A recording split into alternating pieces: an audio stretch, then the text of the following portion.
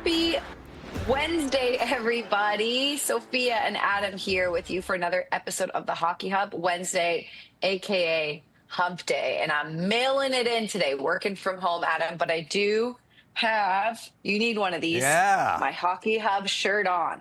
All Uh, right. You got the Nesson branding. We're really corporate brown nosing today, I think.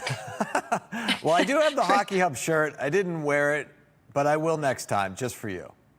Okay, wear it next Wednesday match. I'll come in the studio. I was feeling a little off this morning, but hey, big smile on my face because we got a couple good guests coming up and a jam-packed show. Even though it's in the middle of summer, these are the dog days of the hockey season. Somehow, Adam, we find a way to fill the time. I want to bring in our first guest right away because she's a friend of both of ours. She's a former Nesson employee. She's right now working in hockey, trying to make her way in the business.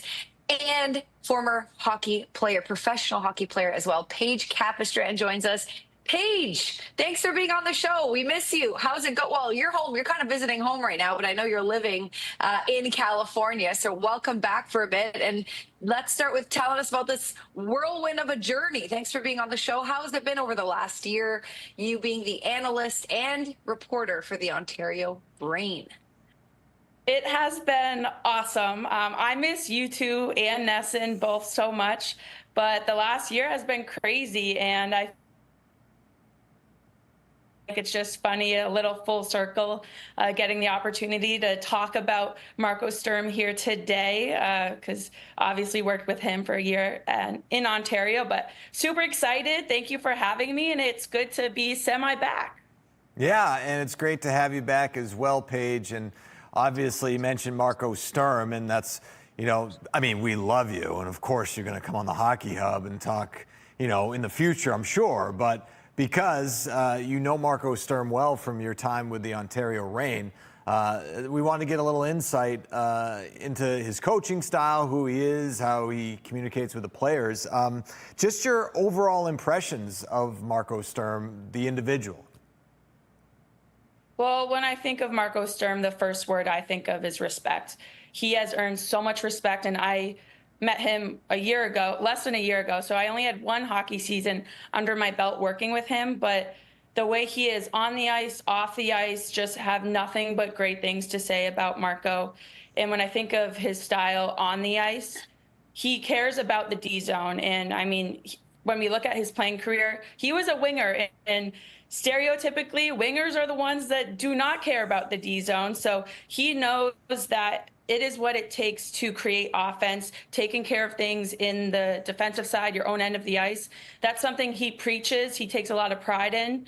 And when I think of him with the players, it doesn't matter how long it would take to help these players learn how to defend and make defense turning into offense. I think that is the first thing that comes to mind is he knows what it takes to defend well in your own end of the ice. And then when I think of off the ice, he likes having fun. He is a guy that, whether it's with his players, with the media, just staff, he is a fun guy to be around. You want to be next to him on the plane. You want to joke around with him before a presser, after a presser. He knows obviously when to be serious, but he's awesome. First of all, Paige, I did a terrible job introducing you for fans listening and watching the show. You have such, not only do you have the credentials to talk about Marco Sturm, because like you said, you spent a year with him, but former professional hockey player in the PHF and also for Northeastern. We see that behind you. So guys, she knows what she's talking about. She's played the game and now she's analyzing the game. But let's continue with Marco. So when he first joined the Boston Bruins, you texted me actually, and you're like, "Soph, you're so lucky. You're going to love him." Because obviously, Adam and I will be spending a lot of time with whoever the new coach would have been. And you were just gushing about just how great, how patient he was with you, maybe. You remember we had our phone call and you were talking about how you were sometimes maybe intimidated, maybe afraid to ask a couple questions, but he would sit with you, go into details, make sure you had your stories, make sure you had the information you needed. Can you dive into that aspect of your relationship with him? It's funny you use the word patient because I had that written down as a little bullet point, forgot to say it, but patience is another word that you can describe him. Like you said, he was patient with me my first year being a reporter, being an analyst in professional hockey. But it goes back to the way he is as a coach. And I said it earlier, but how he really cares that his team, his players, they know the X's and O's of the game. And he's patient with them and making sure that they are doing those video sessions. He is patient, has patience in the way that, I mean, as the media, you guys are going to understand it and know what I'm talking about when you work more with him. But he's not afraid to repeat himself. If he needs to say 10 million times, get to the paint, he's gonna. But with that being said, he's patient the way he is as a human. You look at his coaching path and how he got to be the 30th coach of the Boston Bruins. His path was not the typical path, you could say, but he was patient and just understood that you have to trust the process. And another key quote that Marco always says is stick with it, and that's exactly what he did. So again, just really happy for him to land the spot in Boston. And Paige, you talk about your perception of Marco Sturm as an individual, as a head coach, and sort of the X's and O's aspect of the job as well. But again, as somebody who played the game, and you have sort of an understanding of, you know, how the game works on the ice, the players obviously have the same sort of perspective. And what were their impressions of Marco Sturm? What stands out to you about what they had to say about their head coach maybe throughout the year? Yeah, well, I think from a player's perspective, the number one thing you can ask from your coach is honesty. And Marco Sturm is a straight shooter. Sometimes his honesty would surprise me of how honest he was with the media about his players on the way he thought the team played, if it was a negative, and positive. He has no problem telling you what is on your mind. And from a player's perspective, to answer your question, that is key. There's nothing like going into practice, being in line, wondering what does coach need from me? What is he thinking about me? Marco will tell his players exactly what they need to do to get more ice time or to make it to the next level. And another thing Marco says all the time is the players pick who plays, meaning if they do a good job, they're going to find themselves on the ice. So I think that his communication skills and his ability to just straight up say what he needs from them is key. And it really helps his players. It gets the most out of his players.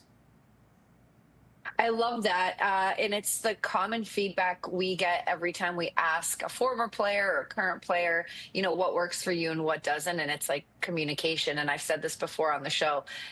Shocked at how many, and especially coaches of the past in the NHL, different style, shocked at how much the silent treatment used to be thrown around or has been used. And you're just guessing, what the hell did I do? I don't know why I'm not getting ice time. So obviously very important, but that is even more important as this team starts trending younger and this new version of the NHL is coming up with the younger guys really need that. So we have Fraser Minten Paige that we got in a trade in the trade deadline, who was a young prospect for the Toronto Maple Leafs. Obviously we drafted James Higgins. There's Fabian Lysel's been in the system for a long time. We're all curious about how he's going to develop. Outside of communication, which will be important for these kids, how do you think Marco can help them develop their game?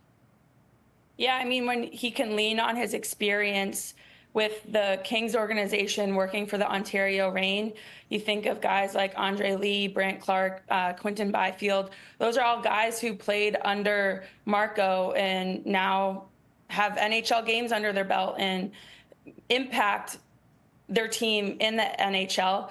But when I think of Marco and how he is as a person, I think that is what goes a long way with these young players, especially when they're just starting out.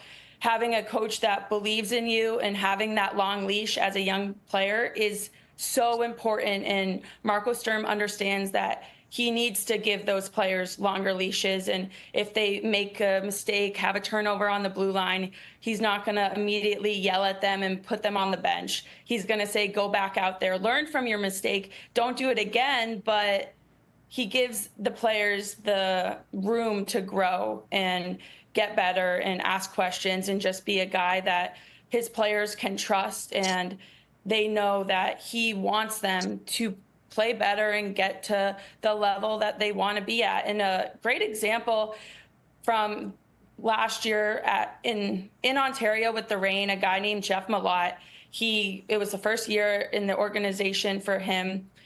So he started with the Reign and he played all year long. And I think he is a player that did exactly what Marco asked from him. He stuck with it, which I said earlier is one of his key quotes.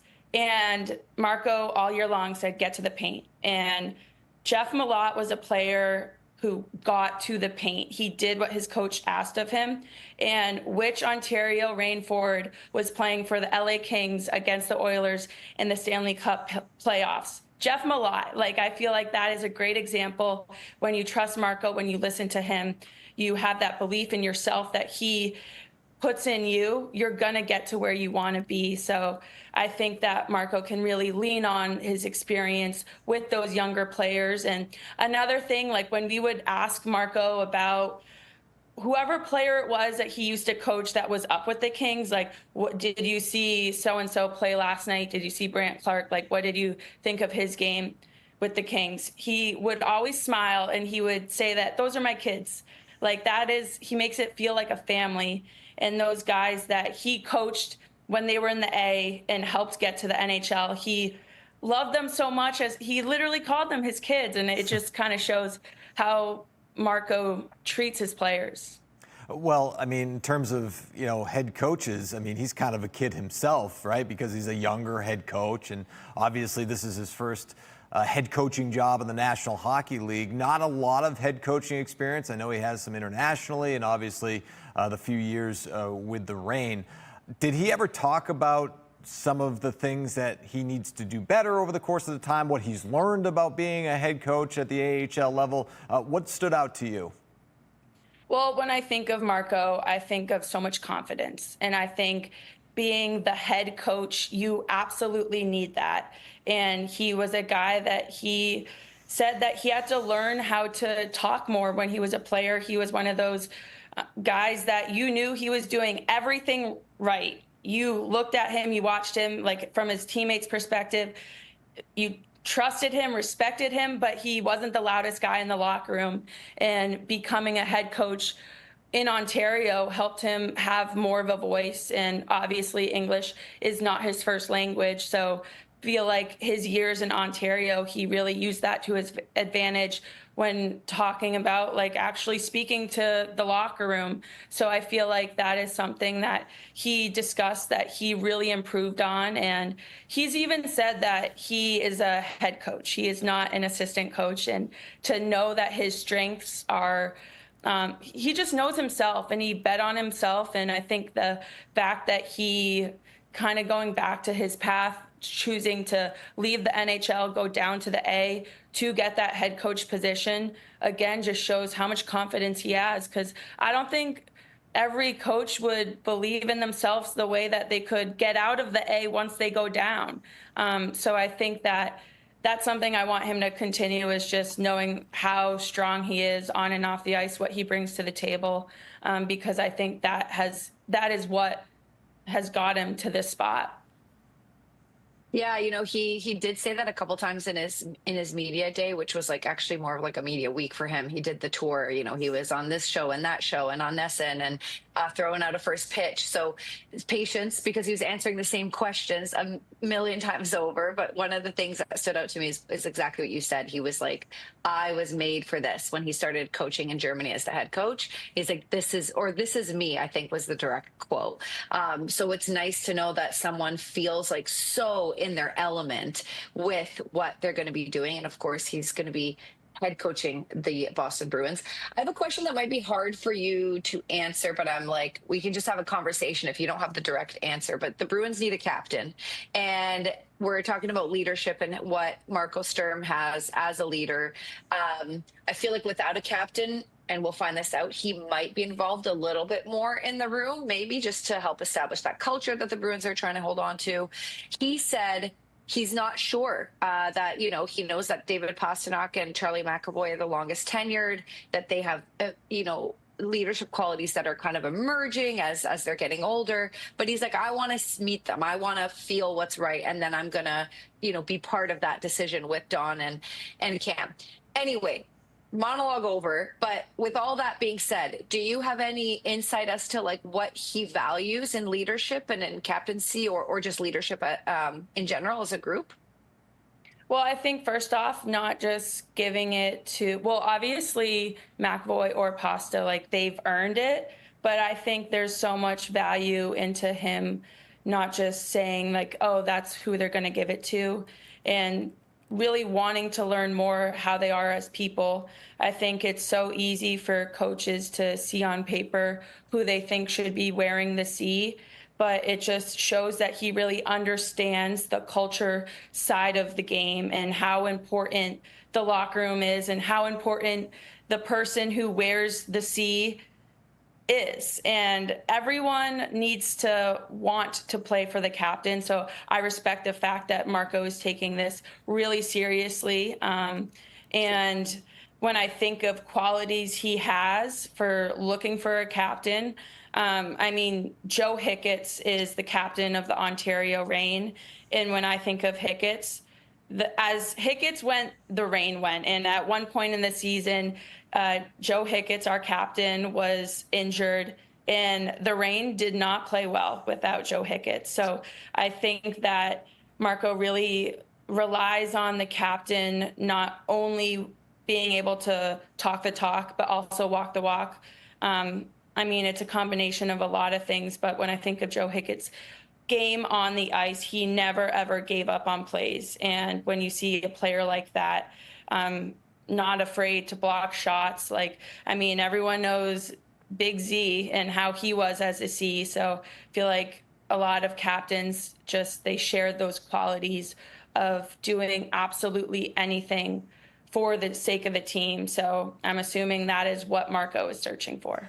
Really appreciate your insight, Paige, on Marco Sturm and what he brings to the table. I do want to switch gears while we have a couple of minutes left. And obviously, as a former Division I athlete and former professional women's hockey player, the PWHL is taken this area by storm with the Boston Fleet. And I know you're pretty busy during hockey season now, and I don't know how many games you actually get to watch when it comes to the PWHL, but just your thoughts on the league and the evolution of it.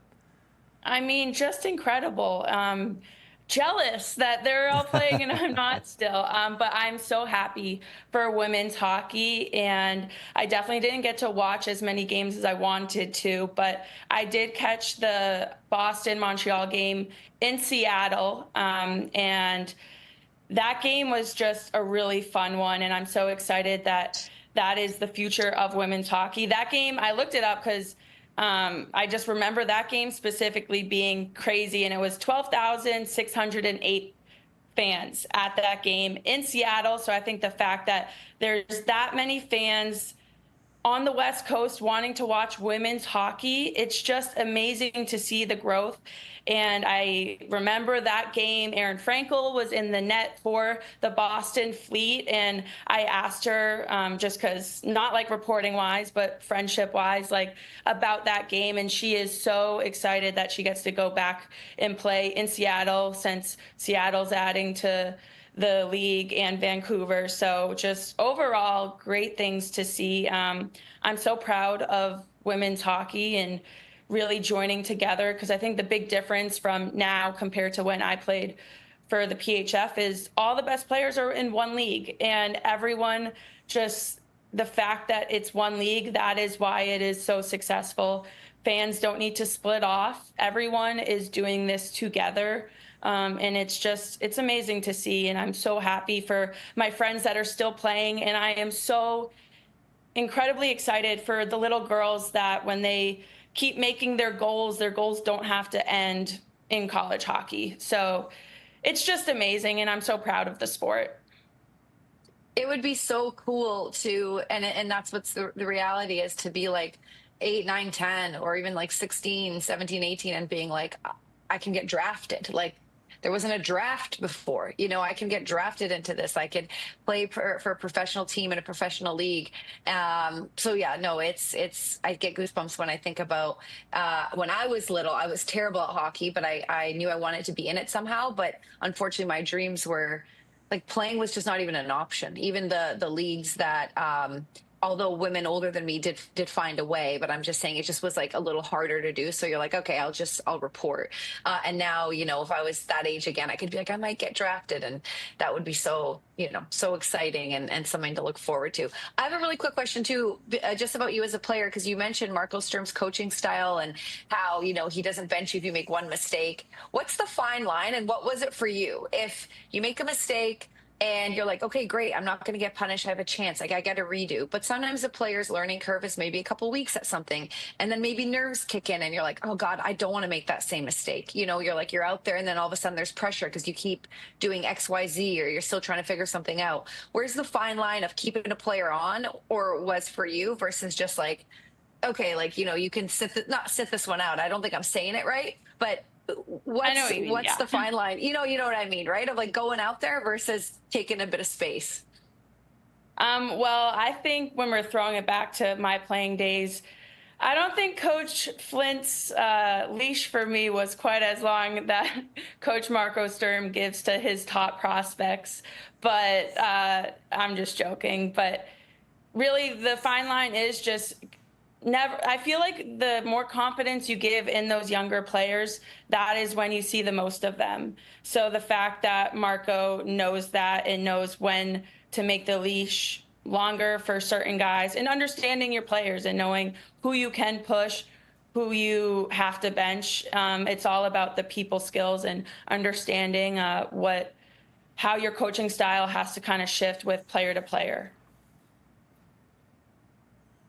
I love it. And I feel like that's what he is going to be good at. And that's, you know, like you said, part of the resume. It's not just what he can do in terms of, or what he did in terms of on the ice or skill set, but just like how he can read people. And I think he even mentioned that in his interview or in his press conference, like he got hired and he already called half the team and started talking to them. You know what I mean? And I remember when we had Patrice Bergeron and Zdeno Chara, that's kind of what they would do when a new player would come on. I think like 10 seconds after they signed, they had their number and they'd be calling them and welcoming them to the team. So I love that coaching style. Paige, one more for you, I feel like, and then we'll let you get going. But just your life in general, in terms of the learning curve for you, like becoming an analyst from a player and a reporter, how's that going? What's your favorite aspect of the job and what you're looking forward to most next season with the Ontario Reign?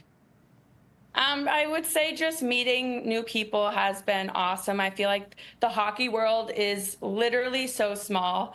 And like, I mean, knowing Marco and now having him back in Boston, it is, I feel like, a full circle for mine and Marco's friendship. I'm kind of shifting gears, but like, I also just wanted to touch on how Marco loves Boston. And the first thing he ever said to me that wasn't like in the interviews or in a presser, but just like personal, we're hanging out in the airport, he looked at me and was like, "You're so Massachusetts," in his little accent. And I was like, "Why?" He's like, "I don't know. There's something about you. Like, you're just Massachusetts, New England." And ever since then, that was basically all of our conversations was about Boston. And I think that he's an example of a guy that, like, this job, the sport of hockey, it just helps you meet so many great people, mentors, friendships, all of that. So the people, and it's just so awesome to see Marco land this Boston position because it really is the perfect fit for him. I get that a lot too, Paige. You're so Massachusetts, you're so Boston, so I feel you on that one. No matter where we go, we get that. People can spot us from a mile away. Really appreciate your insight on Marco Sturm and PWHL as well, and your career. It's great having you on as a guest. It was great working with you as well, and hope to see you really soon. Paige Capistran joining us here on the Hockey Hub. We'll be back right after this. Welcome back to Hockey Hub. Adam and Sophia back with you. We just had Paige Capistran, who is the Ontario Reign, analyst and reporter, talking about her time with Marco Sturm. And we're going to keep the guests coming as well. And joining us now is a hockey historian and author of the 365 book series. Mike Commito joins us. Mike, thanks for joining us. Thanks for having me. Great to be here. And of course, we're a New England hockey podcast. We focus a lot on the Bruins, and you have just authored a book, Bruins 365 Daily Stories from the Ice. Tell us what this book is about. So it's essentially 365 short stories about the Boston Bruins, one for every day of the year. So it's the third team-specific book I've done in the series. Started off with the Leafs and the Habs a few years ago. And so now bringing that 365 format to the Bees. So it's been a fun journey, diving into some Bruins history, trying to find different moments for every day of the year. But that's essentially what it is a snapshot of a moment in time, in the club's rich history, dating back to the first season in 1924, to some more recent moments that we've seen in recent memory. How did an idea for something like this, because this isn't your traditional book where it's like chapters and, you're reading paragraphs. This is a book that you can essentially read a page a day. Am I right? Where it's the day that where you're reading is the day that you're talking about the history, hence the 365. How did an idea for something like this come up? Yeah, so it kind of came a little bit naturally, but again, not necessarily like the most natural book. To your point, it is a little bit different. I had been sharing hockey history tidbits on Twitter, now X, for a number of years. And, I was starting to, I think, build a little bit of momentum with that. I was writing for different outlets at the time. And I thought, the stuff that's on Twitter, it's bite-sized, it's doing quite well. Maybe there's a way to take that same concept, but maybe, provide a little bit more detail and make it into a book. And then from there, that's kind of how it started. I wrote the first Hockey 365 book in 2018. I was actually on a beach in Mexico over, March break with my family. At the time, I was actually supposed to be writing a book about an academic book about the history of black bear hunting and management, which is an actual thing that I was going to do. And then I realized I didn't want to do that anymore. I wanted to write a hockey book, and I, looking out at the waves, maybe a couple cervezas, thought life's too short. I want to write a hockey book. That was the idea I came up with on the beach. On the way home on the flight, I jotted down an outline. And then, as they say, the rest is history. That led to two books like that with general formats, and then the team-specific books. And so for me, it was natural, but obviously a bit of a winding road to get where we are now. So what was the research like in doing this Bruins 365 book? I understand you're a Leafs fan, yes. and so writing about the Bruins. I'm sorry. So was that?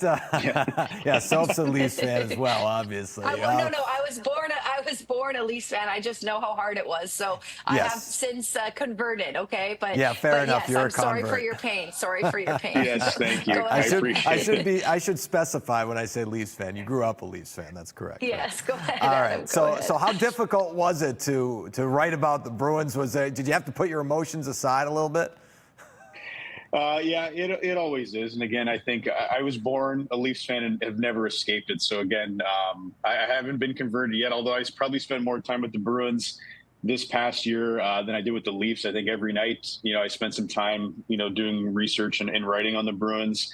So certainly probably caught more more nights with the Bruins than I did with the Leafs. But yeah, I think as a historian, you try to be objective and you try to tell the story as much as you can. But I think admittedly, if anyone's familiar with the series, or I could just explain with the series, that it is, I think I take some liberties. I try to inject my own experience into some of these stories, whether it's as the perspective of a fan or the fact that I've, experienced some of these moments that we're talking about. And so I think that's also kind of a way to differentiate the book is my understanding of this event through how I lived it versus, how did they write about it in the newspaper coverage of the time.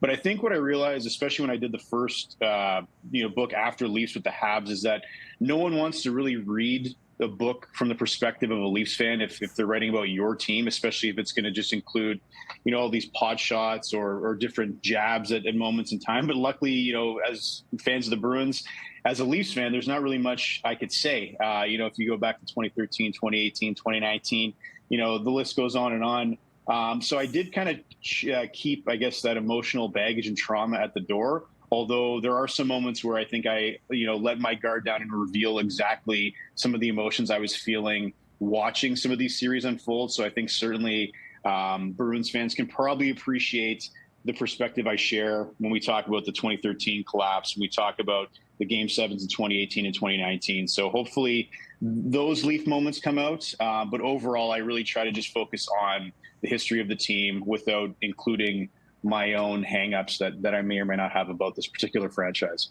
There was 2024 as well, but who's counting? But anyway, yes. Continue. That too. No, a couple things to take away from everything. First of all, I knew the idea without asking you. I was like, this had to come up over a couple of beers or something. I was like, there's no way. Like, he was like brainstorming in a dark room and being like, how do I do this book? I was like, for sure, a couple of beers were involved. And he was like, this is going to be a passion project that, of course, is turned into a great series. So love that answer. And, you know, that the style is fun, and that's where, you know, obviously that comes from. But also, as a Leafs fan, it would be harder to read if you're a Bruins fan, if the history went the other way around. So obviously you're talking about it from a perspective from Bruins fans that, you know, just somehow found a way against this team. And of course, we'll see what happens in the future. But anyway, all that to be said, the Bruins, as you know, obviously celebrated their 100-year anniversary just a couple seasons ago. Did that help with the process? Was that maybe what inspired you to do them next? Why did you pick the Bruins next? Because from what I understand, you want to do a 365 series for each original 16. Yeah, so the publisher, after we did Habs 365, they were actually pushing me to do Wings 365, and I said I wanted to do the Bruins, and there was a couple of reasons for that. I think just based, on the rivalry with the Leafs. Obviously, we've already covered that. I've got some familiarity with the franchise just from a fan perspective. But I think a lot of the players and a lot of some of the moments in franchise history were more familiar to me. You know, I'm talking to you guys right now from Sudbury, Ontario, which is, 4 hours north of Toronto. But we've had quite a few NHL players come out of our community, and a few of them have played for the Bruins. You know, Jerry Topazzini was one. He was a penalty killing specialist. He ended up founding a bar. If we want to keep talking about beers and how we get ideas for things, his family still operates a great bar called the Beef and Bird, which is still a veritable shrine to his time with the Bruins and a lot of the Bruins that he played with. And so I think because of the presence of the team's history and some of its former players in the community, I just felt a little bit closer, to the Bruins than I might have with another team. And so that was honestly kind of one of the reasons why I wanted to do the Bruins next. I think the publisher still wants to continue, with the series and round out the original 6. But for me, after picking Leafs first quite naturally and then moving to Montreal, which is the next biggest Canadian team within the original 6 grouping, it just made a lot of sense for me in Bruins to do Bruins 365. And I think in the intro of the book, I kind of detail all of these other moments where my dad was a Bruins fan growing up, but I think not that he escaped it, but I think he just found other interests and didn't really follow hockey. My mom was a Leafs fan. I think the household just kind of oriented around that. But there's all these moments I talk about where in another reality, I could have very easily been a Bruins fan for all of the reasons I mentioned, not to forget the fact that I shared earlier that I spent, a good 5 years researching bear hunting and bear management. So again, I had a lot of bear stuff in my house. It could have quite easily been Bruins stuff. It just worked out a little bit differently. But again, I think in many ways, despite, the trauma I've endured, the Bruins certainly do have a tiny place in my heart. It's never too late, Mike. It's never too late. Look at Sophia. So there you go. There's your example. It's been lovely.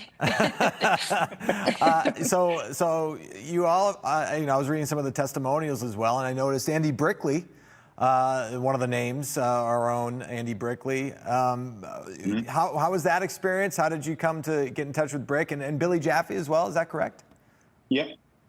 Yeah. So, that's always, I think, the most nerve-wracking experience for an author at that point of when the book, you now have to share with the world, right? It's, a very solitary exercise where you're usually spending, a good year alone with your thoughts, alone with your research, alone with voices, maybe from interviews that you've done. And then once you've got through the editing process, it's actually time to see, how is this book going to hold up? Like, how are some of the people that, you respect and you look up to in the hockey community, how are they going to view this product? Because ultimately it's fine for me and the publisher to stand behind what we've done. But I think once you release it into the wild, that's really it's an exciting but nerve-wracking time. And I think ultimately, no matter how many times you do it, and I think, it's fair to say that I think I've become a veteran in this process of making these books, because this is the 5th one in the series, but you still never know how somebody who, like Andy and then Billy, who have, or in Andy's case, played for the team and now cover the team,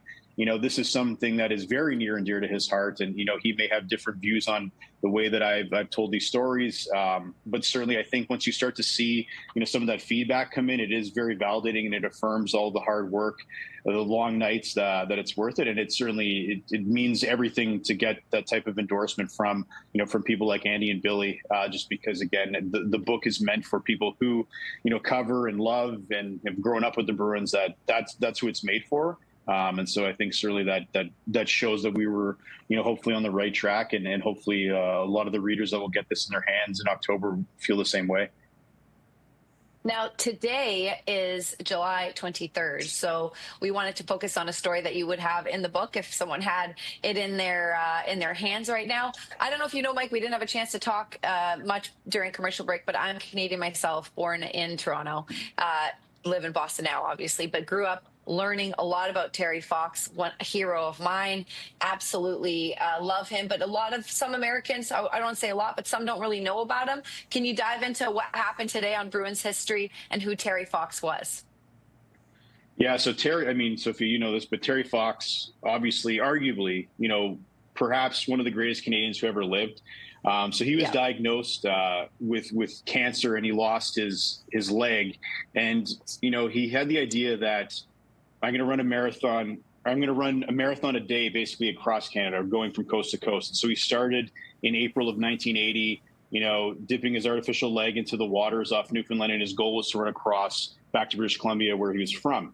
And, as this journey kind of took hold and people were seeing this incredible feat, which, again, I think this is somebody who was basically during the height of the Marathon of Hope, which was what it was called, until he was unfortunately forced to stop just outside of Thunder Bay in Ontario. He was averaging a marathon a day on one leg, which is an insane athletic accomplishment. And I think, beyond just we could talk about the athleticism of doing that and how he was able to keep doing that day after day. But I think the fact that he was able to raise, so much money for cancer awareness and cancer research, which today in Terry's name, the Terry Fox Foundation has raised over, $900 million. And that's, done some life-saving research and has obviously helped advance the field. But as his Marathon of Hope picked up, he had the chance to meet Bobby Orr in Parry Sound, which is where obviously Bobby Orr was born and raised. And so at the time, Bobby Orr was there to present him with a check from Planters Peanuts, representing every mile that he had run up until that point. And there's a really great, picture of the two of them comparing battle scars. Obviously, we know that, Bobby Orr's knees were battered by surgeries over the years, but certainly, even despite him pulling his pant leg, I think Terry had him beat. But I think Terry, grew up as a hockey fan. He loved hockey. Darryl Sittler was his favorite player, to bring, the connection back to Toronto. But certainly, I think anybody, anywhere, obviously, looked up to Bobby Orr and what he was able to do for the game. So it was a great moment where the two of them were able to meet. Bobby was able to provide some, funding to keep the Marathon of Hope going.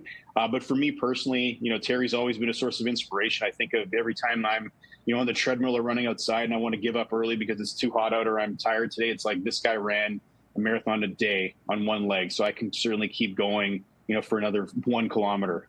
So I try to include Terry in any book that I can. And so I was really happy that in Bruins 365, I remembered that, he had the chance to meet Bobby Orr. So there's no perfect way to bring the two of them together and find a way to talk about how great Terry Fox was. So incredible. And thanks for educating our audience who may not be familiar with Terry Fox's story. Are there any other stories from the book that stand out that you want to give people a sneak preview of before the book's actual release?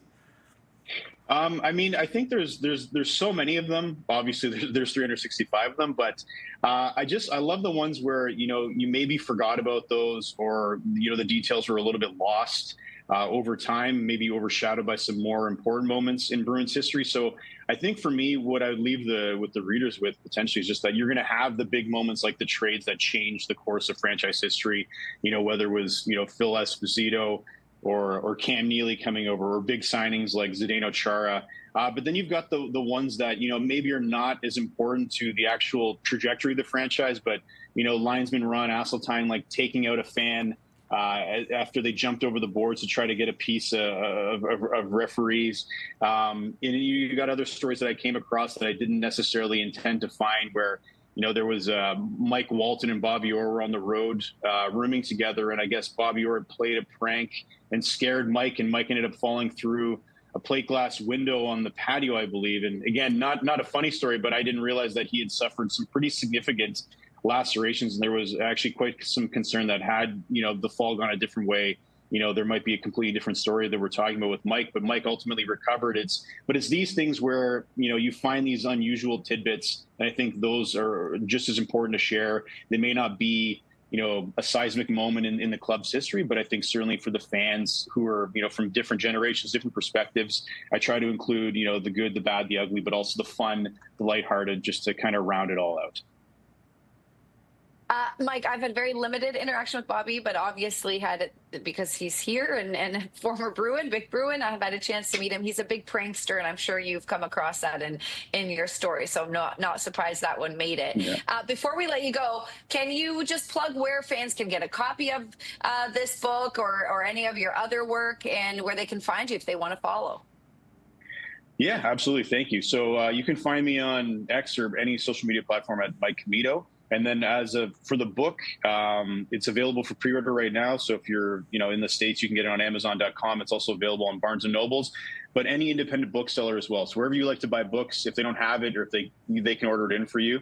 But again, if you just type in Bruins 365, you'll probably find a link for wherever you're listening or watching from, where you can pre-order that book. It'll be in your hands by October 21st, just in time to hopefully a couple weeks into the season. So. Awesome. And would make a great, I don't want to look ahead to Christmas. It's beautiful in Boston right now. It's hot. So we're not going to talk about the winter, but make a great gift for the holidays. Mike Commito, Bruins historian, NHL historian, hockey historian, and author. Thank you so much for joining us on the show, and have a great rest of your day. Thank you so much for having me, guys. Appreciate it. All right, guys, Adam and I will be right back after this to answer some of your questions about the Bruins. We'll see you in a sec.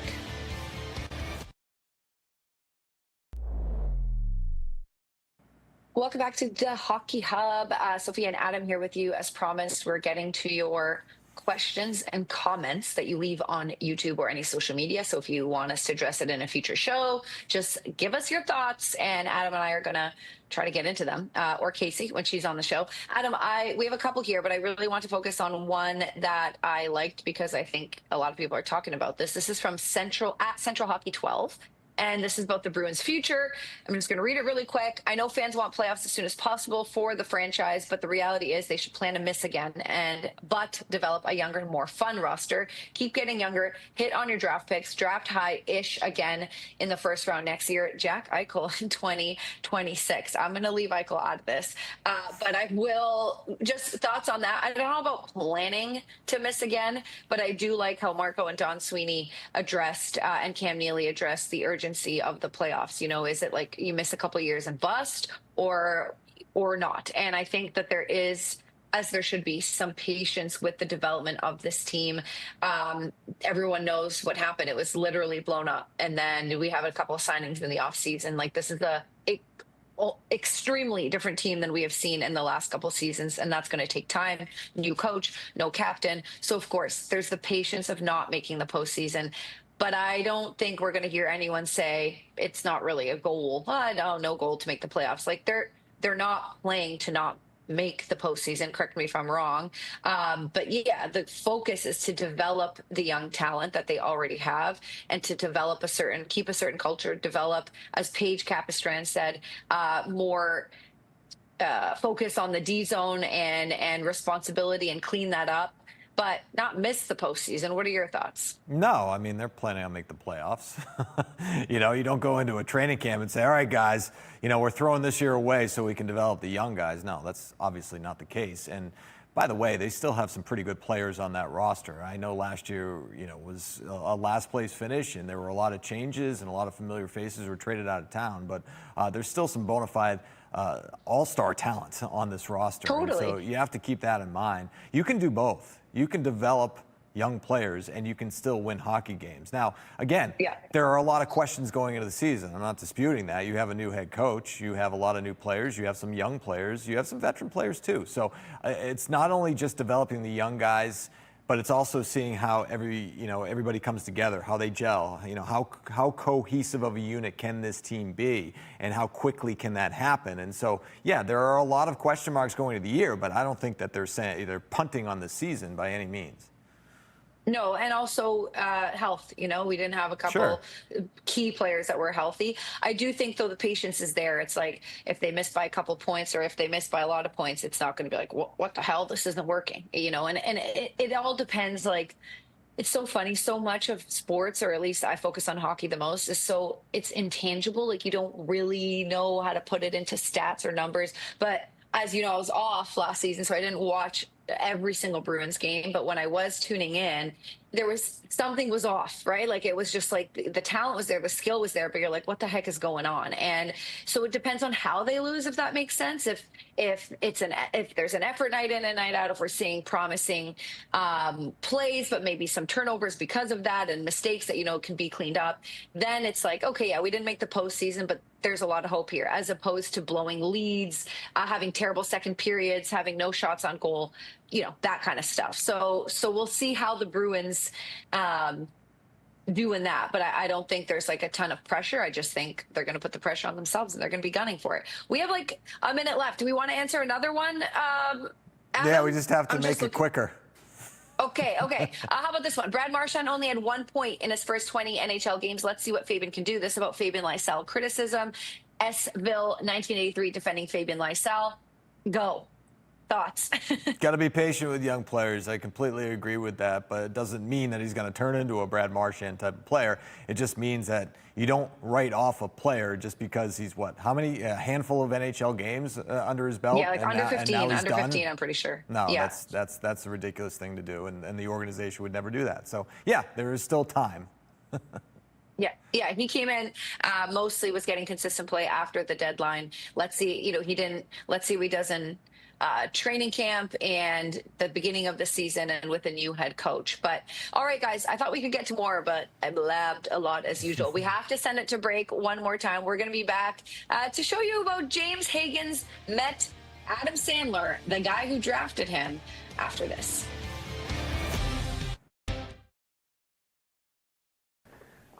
My name is Happy Gilmore. How are you? Proud to be part of the 2025 NHL Draft. The Boston Bruins select from Boston College James Higgins. Way to go, homie!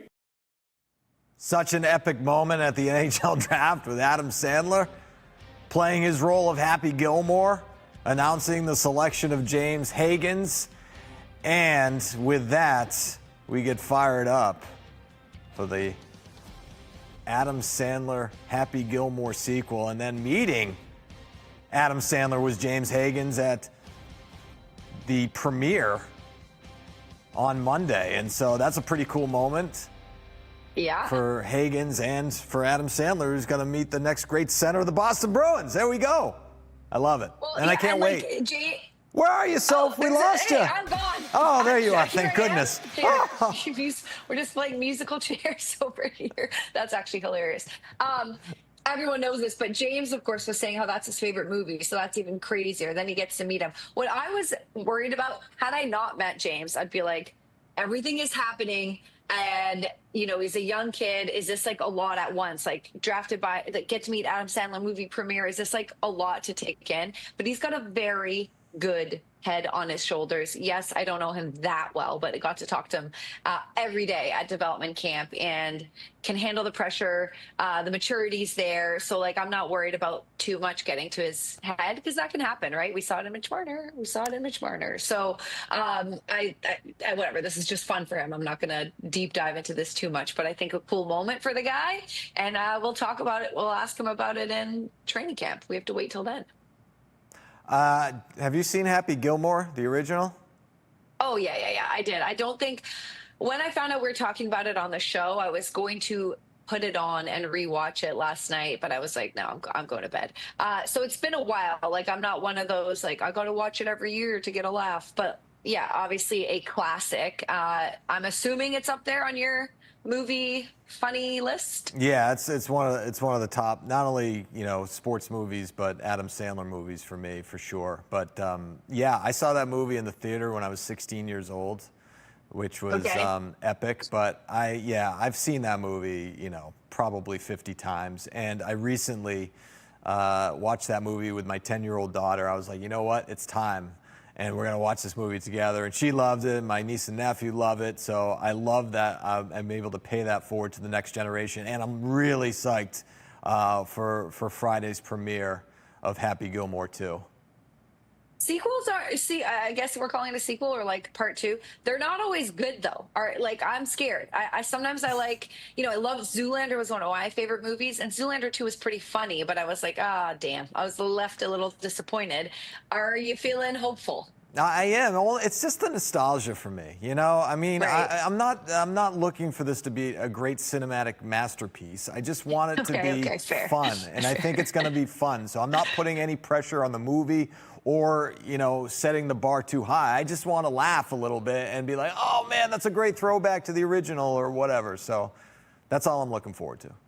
It's on Netflix, right? Yeah. Okay, well, I can tell you what I'm happy about. My Netflix stock, I did invest a while ago, is doing pretty good. So I'm happy. I know a lot of people aren't, happy that the things aren't being released in theaters, but this girl will take it. I think we got to wrap, Adam. There's 10 seconds left. We'll be off, guys, for the weekend as usual, but Monday we're going to be back with another episode. So thanks for tuning in. Remember to leave your questions and comments. We'll get to them next week. Adam, have a good one. Everyone, You too. see you later. Bye.